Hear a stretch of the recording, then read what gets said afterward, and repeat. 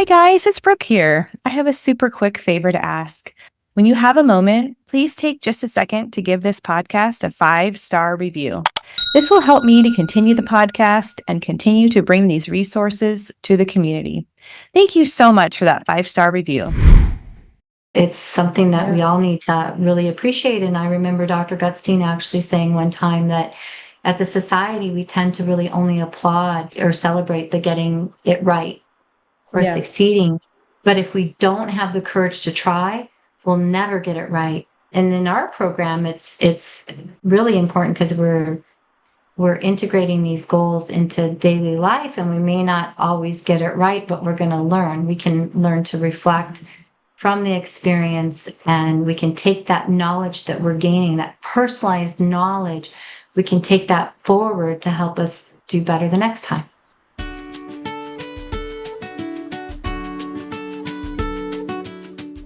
Okay, I'm excited to get started on our topic this week.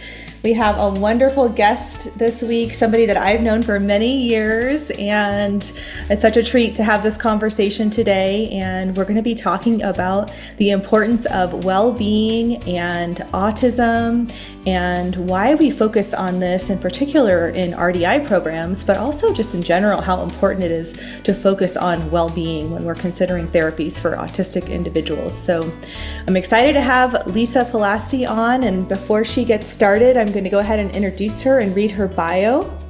So Lisa is a certified RDI consultant and director RDI professional training in Canada. And she is the founder and owner of Mindful Guide Consulting. Lisa brings a wealth of experience and heartfelt understanding to the world of relationship development intervention, otherwise known as RDI.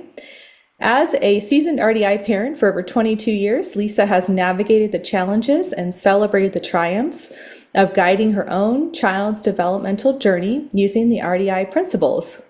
This personal experience fuels her deep empathy and practical insights, making her a relatable and trusted voice for other families. Building upon her success as a parent, Lisa transitioned into a dedicated professional, becoming the first certified RDI consultant in Canada in 2005. In this role, she has empowered numerous families by providing tailored guidance, support, and strategies to foster meaningful connections and promote growth within their own unique family dynamics.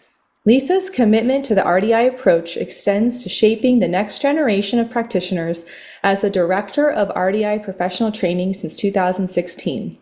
In this pivotal role, she leverages her extensive knowledge and passion to mentor and educate aspiring RDI consultants, ensuring the continued growth and integrity of the RDI community. Through her leadership, Lisa is instrumental in equipping professionals with the skills and understanding necessary to make a profound difference in the lives of individuals and families. Her multifaceted experience as a parent, consultant, and training director makes Lisa Palasti a truly invaluable asset to the RDI world. So welcome, Lisa. I'm so excited to have you on today. Thank you so much, Brooke, and thank you for having me. I'm excited to be here. Wonderful. Well, I know we're going to be talking about well-being today, and it's such an important topic to talk about and share more about and reflect on. And I'd love to have you just share just a little bit about your journey as a parent before we get into that topic, and what led you to learning about RDI and deciding to introduce an RDI program within your family. Okay, well, thank you very much. So I have two boys, and they're now 29 and 26 years old. But when they were young preschoolers, they were both diagnosed in those early, toddler preschool years with different diagnoses. So the oldest was diagnosed with global developmental delay and anxiety disorder. He'd had a lot of medical challenges as an infant and toddler. And then my youngest son was diagnosed with autism when he was 2.5. And so at that time, here I was, a young parent with two children with special needs under the age of, they're about 3 years apart. So I had two children with special needs under the age of 5, and I'm just trying to figure out how to navigate the different therapy models, navigate the system, try to figure out how and what would be of best support to my children. And along the way, I was never part of that equation in terms of helping me learn how I could best help them. I was over reliant on other professionals. I managed a team of 6 people doing intensive ABA, primarily with my autistic son, but my older son also did ABA. And we did a lot of other things too, a lot of other therapy models. And I was basically a chauffeur. And my kids were overwhelmed and overscheduled because I was trying to tick all the boxes of all the things that the well-intended professionals told me to do. But in that, I can say that at that time, I was doing too many things at one time, and I wasn't doing any one of them well. So when I learned about RDI, actually, I was at an ABA international conference, and I joined a woman for lunch that I had recognized from one of our earlier seminars. And she was sitting there, it was in 2002, and she had RDI book for young children sitting beside her. And she tapped it and she said, "Now this is a man to pay attention to." Wow. And so he was already on my radar. And that was 2002. And then 2003, in March of 2003, Dr. Gutstein came to Toronto and he presented RDI. And it was in that moment at that conference that was life-changing for me. That's amazing. Incredible. You were meant to be in that sitting next to that woman, and the fact that he came to Canada and you were able to see him, that's really unique and special. And look at the life that has come from that.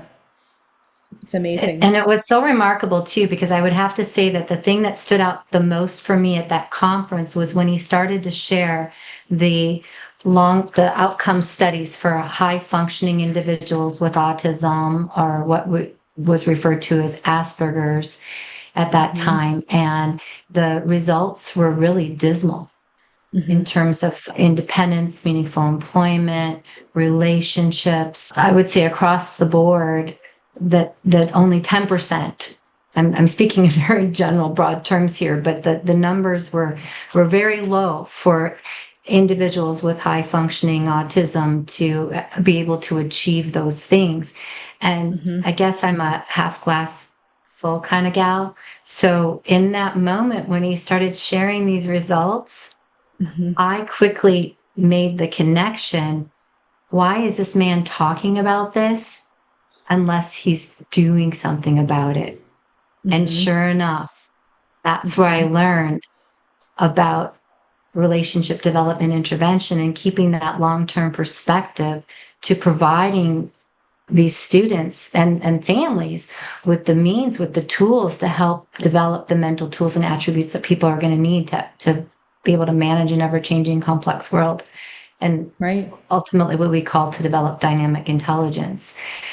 But that was the kind of thing. So with all of the intensive therapy that my kids were doing, I still would lose sleep at night worrying about how are these skills or this static information or this content acquisition, how are these behaviors or whatever it was that my kids were learning, how is that going to hold up in the real world to help them to be independent? Because already I was seeing that none of these things were really being generalized for my kids. So I had this kind of intuitive sense that was concerning for me.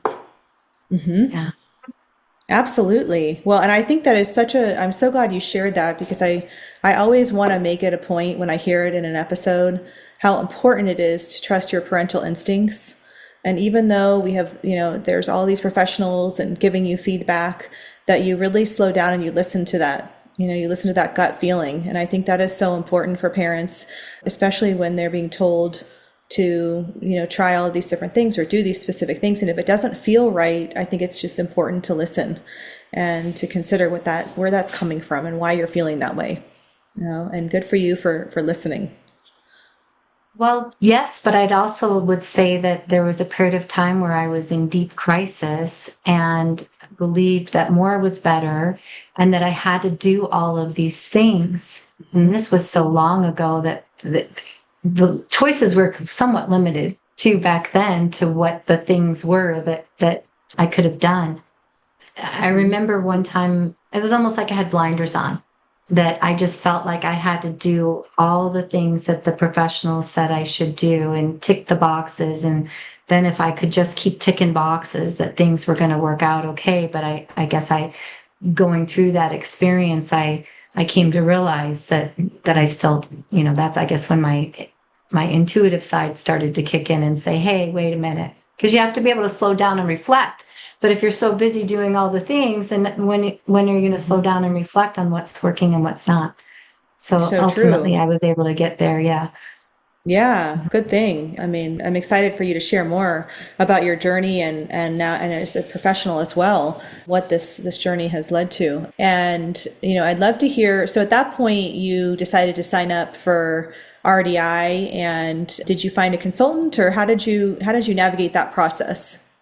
That was kind of a funny story. So at first I just tried to do the activities in the book, but without really understanding the nuances of it and how to slow down those critical moments and understanding what the underlying goal was beneath the activity. I was missing a lot of the important information. So I decided that I would travel to the US and I would work with a consultant. And it was interesting because I did that, and I spent a week in the States, and then I came back and I taught my therapist, and they were lovely girls too, by the way. I mean, they were amazing women, but I actually had taken them with me to the RDI conference and back in the March of 2003, and hadn't traveled to the States until probably several months later. But I felt like, again, my intuitive sense said, you're missing a piece of this. And when I came back and I showed them what I had learned, they said, oh yeah, we weren't picking up any of that from the book. They were just trying to do the activities, right? And so that was something that even Dr. Gutstein had come to learn was one of the downsides of the activity book, and that people thinking that they were doing RDI just by doing these activities. Right. Yes, I remember that. Yeah. So going back to found a consultant then at that point. Yes. Yeah. So I found a consultant, and also along that time too, I had decided that I was going to go through the RDI professional training, primarily because I felt like what better way to really support my children than for me to really dive deep into the RDI program. But it's good to have that objective view. So I decided to have a consultant for a while as I was going through the training. But ultimately, yeah, I became an RDI professional primarily to help my own children. But then what ended up happening was I ended up with a career that I couldn't be happier about. It's been incredibly rewarding and meaningful. And I'm just so blessed to experience it professionally with other families and personally in my own life. What a beautiful journey it's been. It's been incredibly empowering to go alongside and see you in your journey and see how many families you've touched.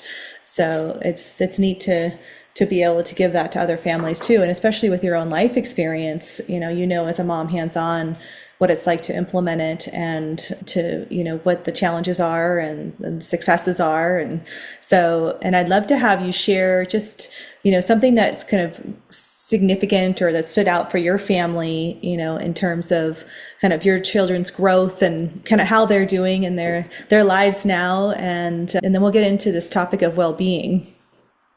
Sure, that'd be great.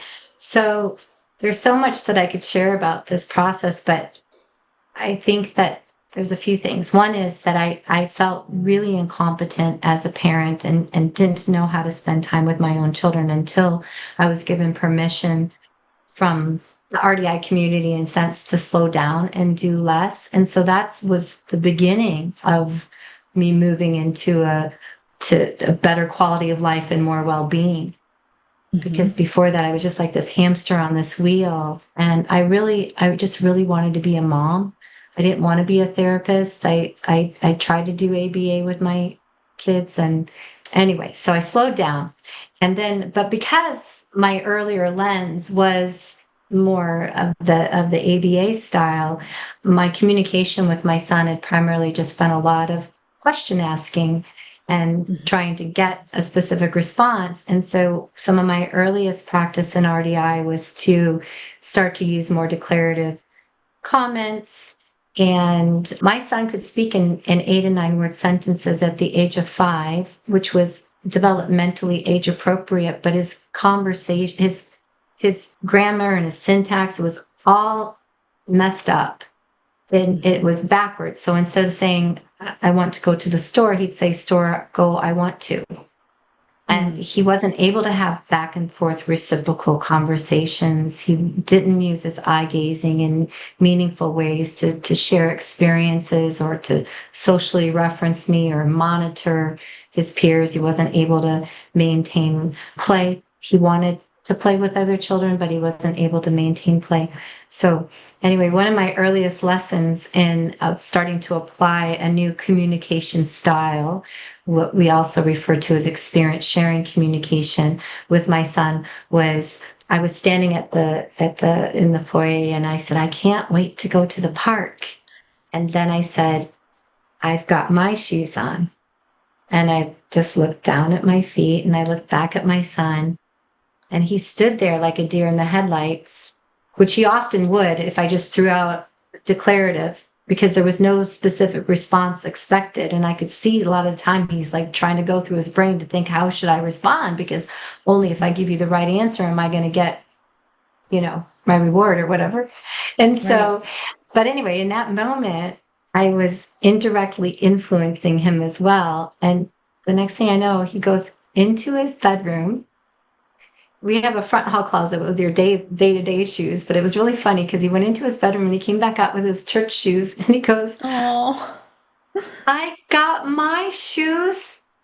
Aww. And he was so proud. I still remember that moment because I thought to myself, I've been a thinking robber for all of these years because I've told him what to do. I've said, sit down, put your shoes on, or go get your shoes.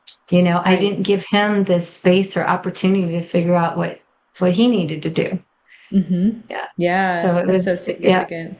Yeah. You had a huge aha moment and he had an aha moment, all at the same time. Yes. Yeah, exactly. And that was such an anchor for me too, to why would I want to keep doing this? Well, now I could see my child mentally engaging and thinking. And that's what I want. I mean, we all want to raise thinkers, right? Right. Absolutely. Yeah. Problem solvers. They can handle life. Yes. Yeah. I love that you were a thinking robber. That's a good one. I'm going to use that. Yeah. I actually wrote a blog about it. It's on my website too. So you could feel free to share it anytime. But yeah, some of those aha moments were really pivotal for me. And so you might be wondering where my kids are today. Yeah. They are 26 and 29 years old. The 29-year-old got married 2 years ago to I couldn't have selected a better daughter-in-law. She's amazing. I love her to death. They are a great couple. They moved out. In today's world, it's a little hard especially in Canada, for kids to move out because it's just the housing market is really expensive. But they live on their own. They both have great careers and have traveled a lot. They just got back from 3 weeks in Thailand. And anyway, lots of travels. Wow. And then the youngest son is 26 years old and he's a mechanical engineer. And he's a very well-balanced, happy, respectful. They both are. They have well-being. Let's put it that way. Yeah. And good quality of life and independence. So. Yeah. That's amazing. That's just such a wonderful success story. I'm so glad you had an opportunity to share that. And I think it's, what we're here today to talk about is that well-being and why that's so important, and seeing that in your sons on, how that plays out in life. It's so critically important. And and what can happen if an individual does not have well-being. It's pretty scary and sad. And so why, we really try to focus on what we're focusing on in RDI. And, that's the driving force that's always been Dr. Goodstein's. I remember those conferences that you went to. I went to one in San Diego. That's about the time that I learned about it too. And I just remember hearing about that and thinking, wow, we really have to change our focus, at least from my focus at the time, because I was doing really traditional ABA, discrete child training, and I just wasn't thinking big picture. I was really thinking like in the moment, what's the next step of skill to be learned, but is that really going to lead to success in life? And I think if we can keep that as our focus, we're going to achieve that outcome and help our clients. What we always say is just help our clients reach their potential. That's really what it's all about. They're all at different levels and different abilities and different strengths and challenges, but we really want them to just feel of value and to reach their potential as consultants. Mm-hmm. Absolutely. And to empower the parents. So the other part that was so important for me as a parent in the early days was the education that I received around why I was doing the things that I was doing, because I can't say that I'd ever had received that before. And that helped me keep the long-term perspective in knowing why it mattered. Mm-hmm. Because without that, I don't think I would have stuck with it. Yeah, it's so true. And I think that's incredibly important to have programs that are focusing on empowering parents, and what does that mean? That you really understand your child, you understand what your child needs to be successful, to feel competent, to grow and to problem solve, like you mentioned, to be independent in life, to feel of value, so many important things for well-being. And I think, that's where the parental empowerment can be so powerful and so critical. And, I think that's something for anybody listening to really consider is the programs, are the programs offering that empowerment, because I think that should be a part of all the programs for families to understand and learn. Right. Because I could be told to try to implement a specific strategy, but what's the big picture? Why is this important? And why does it matter? It's really what it means to be human in a sense. Mm-hmm. And it doesn't mean that people that don't have those skills yet or haven't achieved those developmental foundations aren't human, but in order to be able to navigate the world that we live in today, we want to help our kids. For example, I was taught to learn to use more nonverbal communication or to pause at strategic moments, maybe set up an activity in a specific way to help promote social referencing when faced with uncertainty. And then why would I do that though? But in terms of our development in life, we have to learn how to continually monitor not only our social partners, but also ourselves. And so there has to be an ongoing monitoring. And so that could be, with our vision, but I guess if we're monitoring ourselves, it's more of an internalized process. But it evolves over time. But knowing that we have to continually learn how to monitor so that we can appraise what's most meaningful in any given environment, or that we can monitor to see what somebody else's perspective might be and whether it's the same as our own or different varying degrees of our own. For example, if I told a joke, I'm going to monitor my communicative partner to see if that joke was as, if you thought it was as offside as I did, or if you thought it was as funny as I did, or not funny. So different varying degrees of things. But I mean, I might monitor to coordinate my actions, or for a variety of for communication effectiveness. Did I communicate effectively to you? Do you comprehend what I said, or are you receiving what I'm speaking about with some enthusiasm? And if not, then I need to learn to adapt. So there was just all these pieces of development that I became educated in, and then that helped me stay the course in terms of integrating it into everyday life, because that's way more meaningful. You can't teach some of these things at a table. Right. You have to experience them in real world, authentic opportunities. And so that's the other beautiful part about RDI, is that it allows us to just be really mindful parents. Yeah, I think that's such a special part of it is that you get to slow down and really be in the moment and celebrate those little wins that come from slowing down. And then you're really aware of them. And then you get to, share them with your child because of the support you offered. And I just think parents just have such a right to have that experience. Every parent has the right to guide their child, and, I think that's so special that, that these families and that you were given that opportunity to be able to celebrate that with your child. And it came from you. That's the best part, I think. I always tell my parents, that I work with, and they're celebrating wins and they're so excited to share it with me. I'm like, it's because of you. You did that. Right. Take a minute and take that in, because you did that. And that was important for you to have that experience, to own that, because that was all your reflection and hard work and slowing down and making it important and making it a priority. Yes, because it's also part of this transfer process.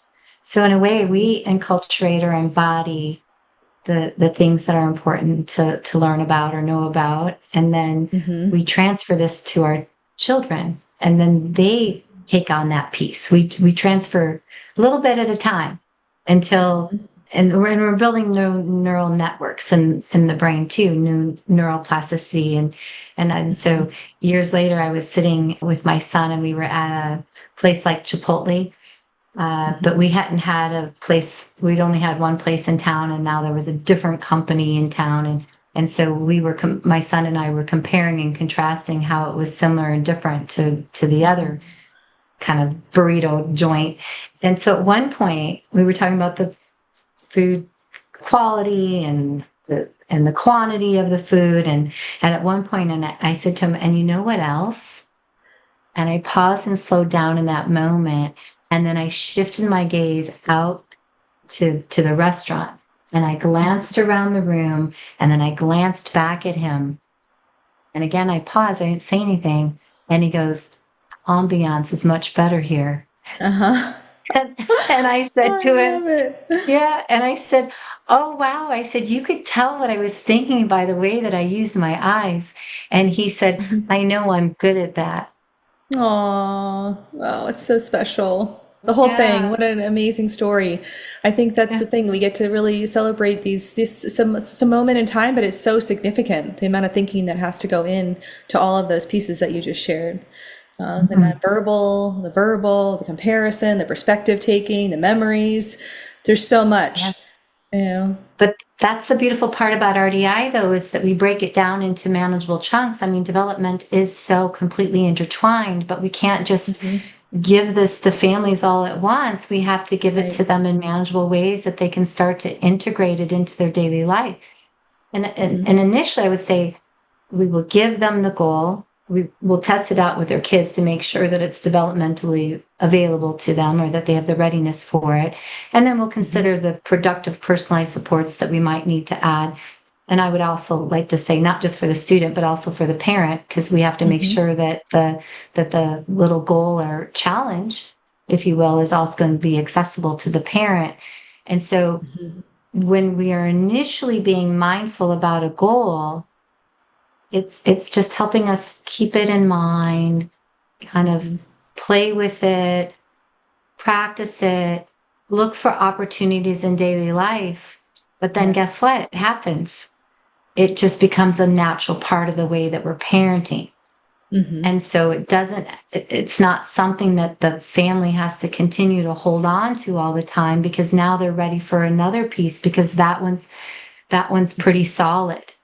So I love this one analogy that an RDI veteran parent told me many years ago. He said, it's kind of like the plate spinner at the circus. Imagine a plate spinner's got 9 plates up and spinning. Well, he didn't get them all up at once. He got the first one up, that was stable. Then he added the second one, then the third. And then, as I tell this story also to my consultants in training, one of my consultants said, when I said, and she goes, and when you get the 4th one up, you got to check back to make sure the first one's still going. In the sense that you're not just going to drop it. You're going to continue for mastery and transference to now where it's something that the child is able to do independently.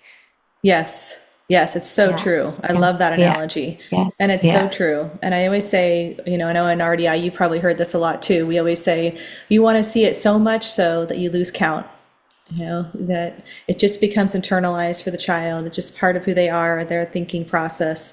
And then, that it's solidly in place. And, Yeah. and it's a beautiful thing when that happens. You start to see them initiate, and you're like that's something we had to really slow down and work on. And now it's just part of who they are. Yes. And, Yes. it's fantastic. And I think that I love that you talked about, it can be hard, I imagine, in the beginning for parents to understand the long term, like how you connect, let's say, working on referencing or gaze shifting to well-being, right? And that well-being, when we're looking at long-term well-being, these markers. Let's talk about well-being markers, because I think that's so important to understand, when we're thinking about Dr. Gutstein's original statistics and what we want for our clients and our families to have a high quality of life. What does that mean? So let's start with that, because I think you made a really good point of talking about all these amazing things and how that led to that burrito experience, and that's an example of a quality of life moment, where your son was successful in understanding your perspective and your nonverbals and your communication, and he was able to share. And the best part of all was that he identified as being good at that, that he understood himself as competent in that. It was like the ultimate win, in my opinion. But I'd love to talk about well-being. What are the long-term well-being markers that we're looking at, and have you kind of just share a little bit more, about what those are. Well, so we used to actually call it quality of life, but I think a big buzzword in psychology today is well-being. And I actually personally like the term well-being better than quality of life, but I think of them as synonymous with one another. Yes. And so I think that in order to have quality of life, we have to have hope. First of all, which to me means that we have to be growth seeking, in the sense that the opposite of hope is despair or feeling stuck. And so when we are establishing the guiding relationship is also akin to growth seeking, because parents are learning how to become competent, mentally agile guides to their children, and children are starting, first they might be really resistant to wanting to learn from others. But what we're helping them do is in favor of their own growth seeking, they are starting to release the need to resist, avoid, or control. And the reason that they do that, in my opinion, is they're looking for stability maintenance, because the world can be an overwhelming place. And if they're faced with uncertainty and confusion, they're really trying to maintain their stability maintenance, their world. And so I would say that provides well-being for the whole family, because the parents are learning how to competently guide their kids towards growth in such a way. And I would have to say that when somebody asked me one time, my kids were teenagers, and they said, "What did RDI do for you?" And I looked at I kind of assessed my audience, and I thought, do you want the long story or the short story? And I thought, I think they're a short story kind of listener. So I said, in a nutshell, it provided them with growth seeking. It gave them intrinsic motivation to want to challenge themselves and to learn new things and to grow. And so that's, I think, critical to well-being. And then as well, emotional regulation is really important. So it's through the relationship with the parent, where the parent starts to be able to add in just one step ahead challenges that are manageable. And they're also within the trusted relationship of with their child. I mean, children are going to trust their parent more than, or their caregiver or grandparent more likely than anybody else in the world. And so for the parents to learn what that one little manageable piece is, now they're helping children they're starting to move into growth, and they're starting to try. and they are developing greater resiliency. And with that, they are also developing greater emotional regulation. But it's in the beginning, we can't expect to see self-regulation unless co-regulation happens first. And this is, Dr. Gutstein talked about this 20 years ago in the RDI program, but it's only been in the last 2 or 3 years that I've heard co-regulation mentioned to any great extent in popular psychology. But it's, you'll find that all over today as well, in terms of needing co-regulation before self-regulation. And so, and it's just really understanding and learning, understanding your emotions and learning how to manage them in real time. That also requires a sense of self, right? To know what works for me, what doesn't work for me, and being able to adjust or adapt ourselves in that way. I've been extremely busy the last few weeks, and then it was last weekend where I didn't have any plans, and I almost felt like, oh, is it okay for me to stay home on a Friday and Saturday night without any plans? It almost felt a little strange because I've been going at this lightning pace, and then I had a little conversation with myself, and I said, if you had plans this weekend, you would have been miserable. So just enjoy it. Yes. Because I knew that about myself. Like, I was really in need of some downtime. So I had to get off the hamster. But anyway, and I knew that I needed that for my own emotional well-being too. Right. So anyway, helping kids to develop that emotional regulation, and as well, flexible thinking is a really important mental tool or attribute to be able to develop. And the way I like to think about that is, when faced with uncertainty and not knowing what to do, the mental tool or habit that we need our kids to develop is the ability to consider options before actions. So to be able to recognize the uncertainty and then to learn to slow down and consider options. And so we do that in our RDI program through a goal that I like to call exploring and experimenting. But parents have the ability to integrate this as a mindset into their daily lives with kids when they're faced with little challenges, to say, one way we could do it this way, or we could do it that way, but let's try and see. And that doesn't necessarily come naturally to every parent. They have to learn to slow down and to bring this way of thinking to the surface so that their kids can see it, and then they start to integrate that into daily life with kids and eventually transfer that process over to them. So that's another area. Yeah. So that's a beautiful example. And I think it's just a testament to working on that growth mindset and understanding that failure or mistakes are going to happen in life. They're perfectly okay. They're perfectly normal. They're actually a good thing because they can lead to growth and learning and a new perspective. And, I think that that's such an important piece of well-being in life, because we know that life is so messy and unpredictable, and things happen all the time that we're not expecting. And we have to be able to manage them to be successful in life, or it can be really hard. And so I think that's such a good point there. Because mistakes are how we learn, and we should, Will Smith actually says, fail often and fail forward. But you could Google you could Google famous people quotes on mistakes, and you're going to find everybody from Benjamin Franklin to JFK to, I don't know, so many people. It's something that we all need to really appreciate. And I remember Dr. Gutstein actually saying one time that as a society, we tend to really only applaud the getting or celebrate the getting it right or succeeding. But if we don't have the courage to try, we'll never get it right.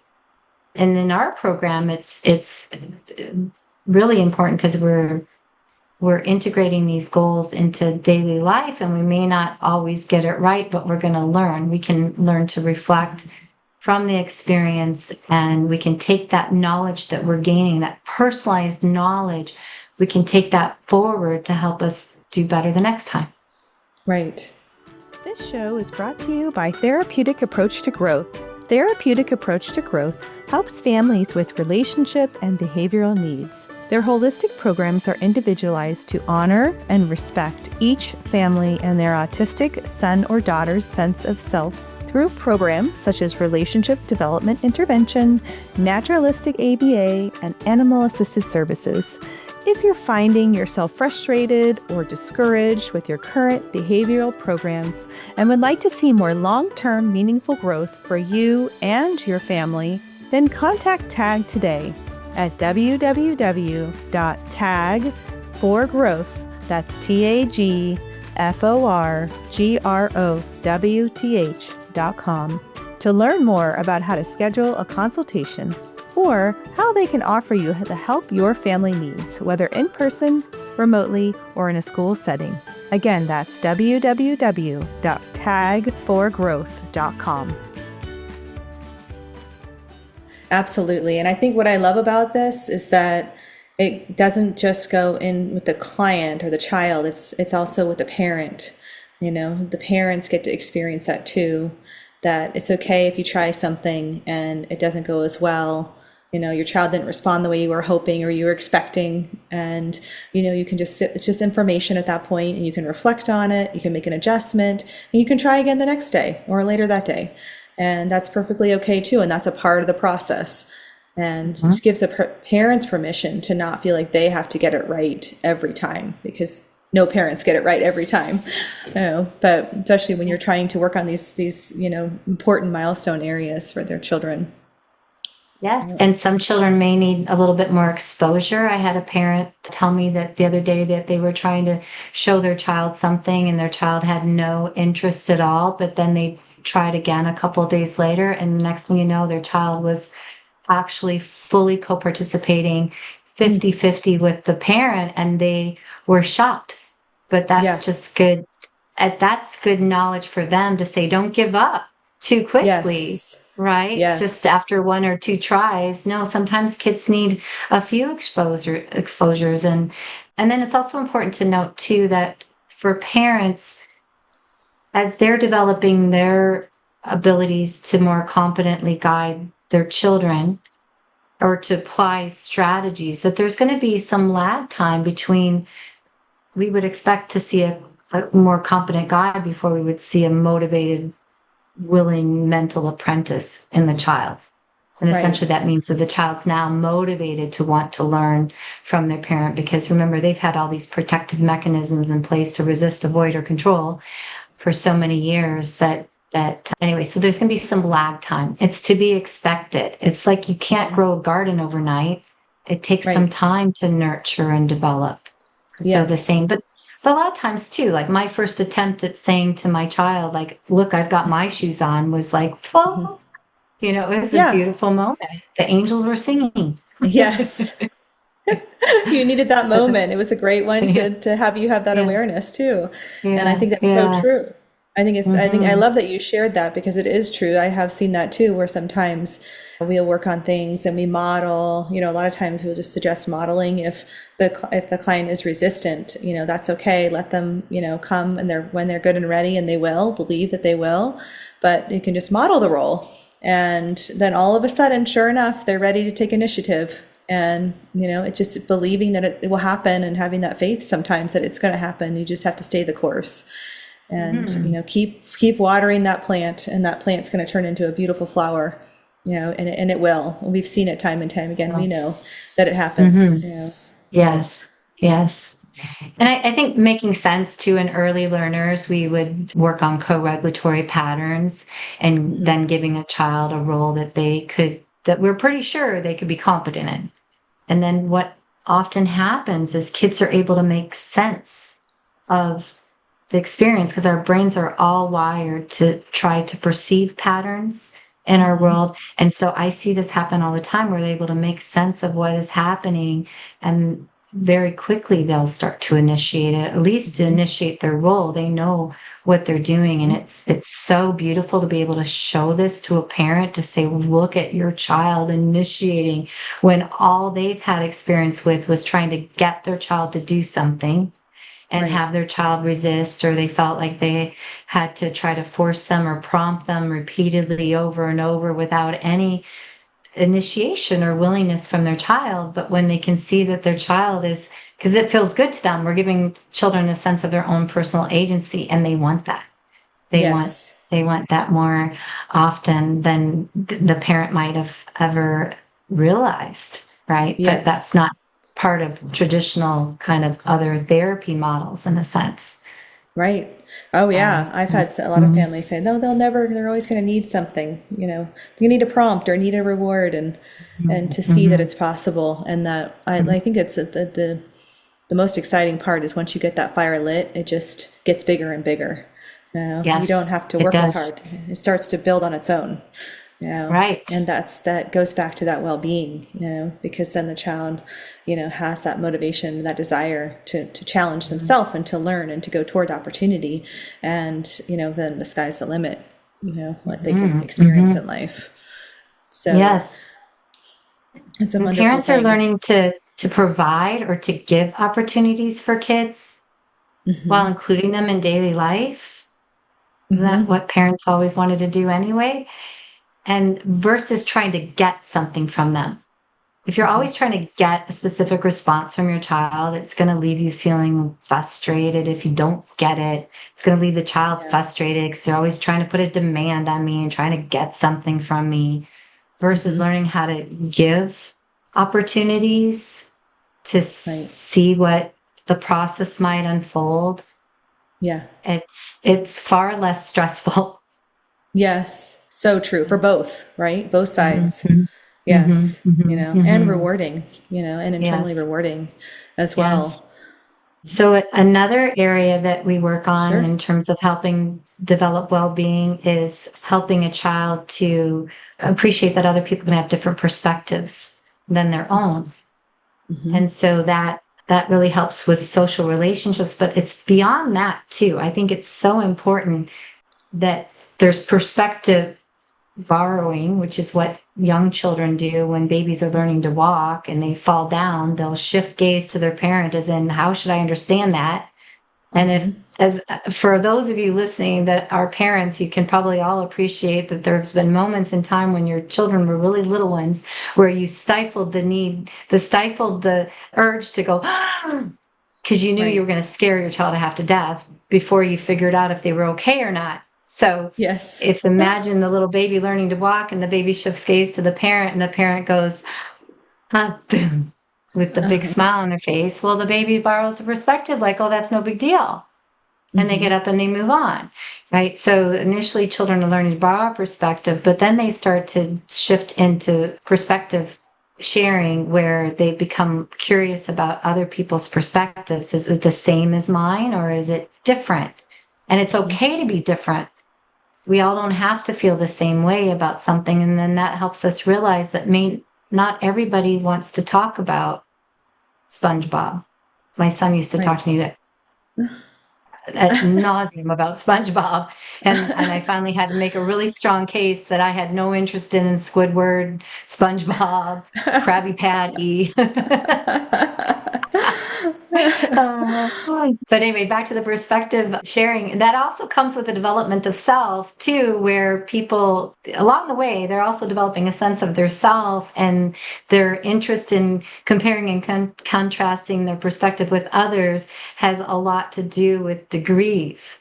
Do you feel as scared as I do? Do you feel as happy as I do? Do you think that joke was as offside as I did, right? And so, but then beyond that, perspective sharing goes into a wider, what I'll call it perspective widening. I have to be able to expand the way that I'm considering something so that I can then narrow it. So we all do this when we're thinking about where we might want to take a vacation or where we might want to go to university or what course of study we might want to do. We're going to widen our perspective so we can consider multiple options so then we can narrow it. Right. See, development's all intertwined, right? Yes. So complex. Yes. Yeah. So you could think of it on one hand, I could think about it this way. And on the other hand, I could think about it that way. And maybe I could consider how my coworker might think about it. And, all of that becomes information that will allow us to learn how to adapt and adjust and make best fit solutions, which is one of the next topics, which is the ability to problem solve because problem solving isn't about getting the answer right or wrong. It's about being able to consider sometimes information that may not be fully present, and that actually what I'd rather say is to be able to find best fit solutions, or to develop good enough thinking of, sufficiency. Is it good enough, or what's the best fit in this moment? Because there may not be one perfect answer. Right. Oftentimes there's not. Right. So yeah. So again, that's that mental tool or habit to be able to consider multiple options, and to, be able to, I guess, even be prepared to live and learn some, because it might not be might make a mistake along the way, but that you're going to learn from it, and that's okay. But that's also very important that I don't think is taught in other traditional therapy models about good enough thinking or best fit solutions. So that's another aspect. Yeah. Yeah, I think it's so important too, what you just shared, because these decisions that we are making are in our daily life. They're not all big decisions like going to college. Yes, that is a big decision, and that does happen to most individuals at some point in their life, or many decide where they're going to go to college. But these things come up throughout our day on a regular basis. I mean, when we're going to order a meal, when our friend shares something important to us about their life, when we're deciding where we want to go on a vacation, these are things when we have guests in our home and we're deciding where to take them for dinner.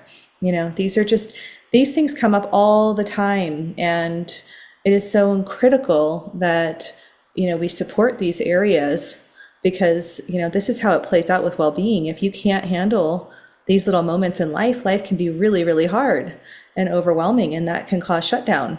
And, but on the flip side, when you can handle them, you want to experience life. You're excited to try out that new restaurant because your friends are in town and they've heard this great Indian restaurant down the street is delicious that maybe you've never been to. But that sounds like a great idea all of a sudden, and so it really helps to kind of bring that to life of how important these things are.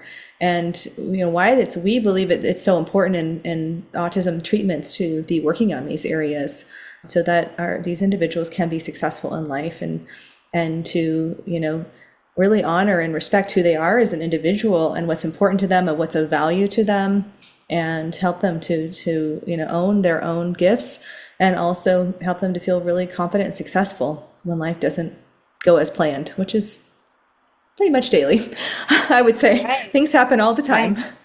Right. So, and then another aspect is to be able to reflect, is to learn through those meaningful everyday experiences. And with that, what also happens is we develop this personalized knowledge that then, after so many, you said that other quote about, and I hadn't heard it before either, but the multiple times that you do something. But what we're eventually helping is to help develop this sense of self. And again, I don't know of any other therapy model, or I don't even want to call it therapy, really, because in RDI, we're very much appreciate that each individual has their own area of strengths and challenges. And myself personally, I don't really like labels. I just want to help people grow. So, and appreciating that each person has their own individual strengths, but in learning how to adapt and adjust in an ever-changing world, I think what also is important is to have enough personalized knowledge that you can develop an intuitive sense and a sense of judgment in terms of, oh, this is something I need to pay attention to, or that's not something that's important to me, or that I need to pay attention to, or whatever it's a judgment call sometimes, but you can't develop that from reading a book. You have to develop that through real life world experiences, and those are I think those are the things that kind of help people also make decisions. Absolutely. And those mistakes that happen, and then we realize, oh, my judgment wasn't quite where I should have been. I need to adjust next time. I need to reflect on that and adjust next time. Right. Yeah. Yes. And we're but we all don't get growing stuck. yeah, we're all growing along the way. I can think of multiple opportunities where I've had in my adult life moments where I realized something that I had never really thought about before. But those are, those, and then once you have like those aha moments, I remember one time somebody came to visit me and they were really in a really, really cranky state. And I remember sitting there thinking, oh, did I do something to offend him? Right. Like, wow. And then I reflected back on, the last, several times that maybe I'd been around them. And then eventually I just had this moment but for me, it was something that I had to reflect on, because in the end I realized, no, he's just being a real jerk today. It has nothing to do with me. And maybe he's just going through something in his own life. But, Right. prior to actually really thinking about something like that, can you imagine how many people or how often something, example like that would get misunderstood and people could take it personal, and now there's problems, or the relationship's been severed to some extent, but it happens to all of us, right? Yes, But it without does. being able to Yeah. reflect on that, and that was my anchored moment, where now if I go to the grocery store and somebody was, the cashier was really rude to me, I don't take it personal. Right. Good. I know. And sometimes that kind of thing takes a long time for people to really internalize, that it's Mm-hmm. just everybody's having their own moment in life and it's not personal. It really isn't, Mm-hmm. Mm-hmm. and it's all a Mm-hmm. reflection of what they're experiencing in their own life. And Mm-hmm. and that's okay. So it's Mm-hmm. so true. But if you don't have that, and I think what's so important too about what we're doing in RDI is with this piece, we have, the parents are providing the feedback and the reflection. So that, it really helps us as individuals to get feedback, because a lot of times we'll call our friend and say, he was being a real jerk and I don't know what I did. And I was, and we'll get that feedback from another person to help us. And, I think I love that about, what we do in RDI too, is that the parents are given the tools to be able to reflect as well with their child and process through, without doing the thinking for them, but giving them opportunities to reflect, and slowly Yes. transfer that ability over. So, Because they're spotlighting what's most important to pay attention to, depending on what their focus is, maybe in that moment, that experience. So the parents can spotlight that for the child. And one of my favorite quotes is by Dr. Daniel Siegel. He says, "Where attention goes, neurons flows, and neural integration grows." So it's kind of that saying where the neurons that fire together wire together. Well, this is that same idea, but there's this little piece in front of it that says where attention goes, and parents have the ability to try to spotlight those moments for their kids. And so one time I had a client, we were actually working on emotional inoculation with the student to try to help prepare him from getting completely swept away when things might not go as planned. And so this was the first experience was when he was going to go to his cousin's birthday, and he typically got his cousin's undivided attention whenever they got together, but it was his birthday party, so he was going to have 10 other children at the party. So on the way there, mom started prepping him, saying, he's going to have all these other friends there, and he may not give you the same attention that you typically get from him. And so she was just helping prepare him, but it was actually one of our goals that we were working on. And she understood the goal, and then she found the way to apply it in everyday life. And lo and behold, he made a new friend that day and had a great time. And his cousin did not actually spend much time with him because he was busy, but it was a right. great success. Yeah. Yes. Oh, it's a beautiful story. I mean, that's just such a good example of well-being, Thank you. and how important Mm-hmm. it is. I think Mm-hmm. it brings it to life, of what we're Yeah. looking at. And I think that I would love for you to have an opportunity. I know that you're going to be doing a conference, and I want to have you share all about the conference. It's very exciting. It's coming up in September. Is that right? Yes, so it's September 3rd, and I'm going to be presenting at the Chelsea Town Hall in London, England, from 9 to 5 Chelsea time. And I'll be presenting with a colleague of mine, Andrea Steffley. She is the director for professional training in Europe and UK. And also founder, Dr. Stephen Gutstein, is going to be presenting as well. The conference will be offered online as well, so live streamed, and we're also going to be recording it. So if people aren't, if the time change is prohibitive for them to, maybe they don't want to wake up at 3 a.m. in the morning, then know that you can get the recording as well.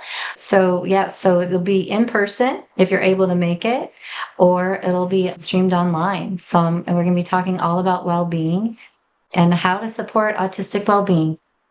I love it. That's so fabulous. And share a little bit how people can sign up for that conference. We will definitely have it in the show notes as well, but I'd love for you to share how people can sign up. Yeah, so we have a landing page that will have all the information available to them in terms of how to register. So I'll share that with you. And perfect. I believe there's still an early bird rate right now. Great. So hopefully people are able to access that. And then if there's groups of 4 or more, then there's a group rate as well. Fantastic. Yes. Yeah. If anybody's listening that wants to learn about well-being and RDI, this is the conference to go to. I highly recommend you sign up for it. These are great professionals, veterans, and just have a wealth of knowledge. So I'm really excited that you guys are doing this conference, and it's so important for our field. So, and also I'd love to have you share how people can find you if they wanted to connect with you as well. So I have a website called Mindful Guide Consulting. So they can just find me on well, I have a website and an Instagram and Facebook as well. So I can share my link tree with you as well. So if anybody wants to just click on that information, they can find me. LinkedIn. Yeah, I don't think I'm on TikTok yet. I'm not sure. Actually, I'm a marketing person, but I don't think I'm on TikTok yet. Perfect. That's fabulous. Wonderful. Well, thank you so much, Lisa. This was such a great conversation, and I've just so enjoyed working alongside you all these years, and just witnessing your journey, and just all the contributions you're doing to the field. I really appreciate it, and it's such important work, and I'm so glad you were able to come on today and have this chat. Thank you. We went through training together so many years ago. Yeah. How many years? 20, 22, 20? I don't know. I kind of stopped counting after 20. I started in 2004, I think. Okay. So, Yeah. That's fabulous. It's been a journey. It's been amazing. And so thank you again. It's been awesome to have you on today. Well, thank you for all your hard work as well. I'm dancing on the edge again. The wind is calling my name.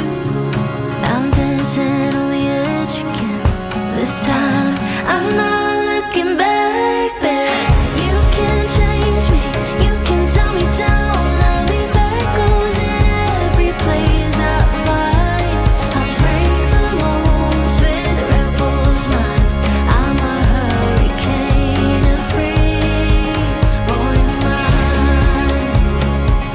The information provided on this podcast is for general informational purposes only. The content shared is based on the experiences, opinions, and perspectives of the hosts and their guests, and should not be construed as medical advice, diagnosis, or treatment recommendations. The discussions and topics covered are intended to foster understanding and awareness of autism therapies, but are not a substitute for professional medical guidance. Before making any decisions regarding therapies or treatments, we strongly encourage you to consult with a qualified healthcare provider who can provide personalized recommendations based on your unique circumstances. By listening to this podcast, you acknowledge and agree that the hosts, guests, and producers are not responsible for any consequences, damages, or outcomes arising from the use or application of any information during the show.